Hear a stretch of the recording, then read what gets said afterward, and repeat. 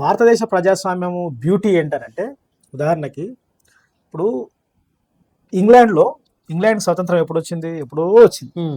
ఇంగ్లాండ్లో మహిళలకు ఓటు ఎప్పుడు వచ్చిందో తెలుసా మీకు? 1927లో మహిళలకు ఓటు వచ్చింది. అమెరికా స్వాతంత్రం పొందిన తర్వాత చాలా నాళ్ళకు కానీ మహిళలకు ఓటు హక్కు. అట్లాంటిది ఇండియాలో ఒక వ్యక్తికి ఒక ఓటు, అది స్త్రీయా, పురుషుడా, కులమా, మతమా, భాష, ప్రాంతం, సంస్కృతి అన్నటువంటి తేడా లేకుండా ప్రతి ఒక్కరికి ఓటు ఇచ్చింది భారత రాజ్యాంగం, యూనివర్సల్ ఫ్రాంచైజ్ కింద. మరి అంత గొప్ప స్ఫూర్తిని భారత రాజ్యాంగం ప్రదర్శించిన తర్వాత మొదట ఎన్నికలు జరిపేటువంటి క్రమంలో, అంటే 1960 దాకా వచ్చిన ఓట్ల విషయంలో చాలా, అంటే వర్గం నుంచి 2 ఎంపిక అయ్యేటువంటి, ఒకే కొన్ని నియోజకవర్గం 3 ఎంపిక అయ్యేటువంటి ఓట్లు కూడా జరిగినాయి. ఇవన్నీ స్ట్రీమ్ లైన్ కాలేదు అప్పుడు. కనుక అట్లాంటి నేపథ్యంలో ఏ వ్యక్తిని బట్టి ఆ బాక్స్ లో ఓటేసేటువంటిది కూడా ఉంది. అంబేద్కర్ అట్లనే ఓడిపోయాడు బాంబేలో, బాక్స్ లో ఓటేయడం వల్ల.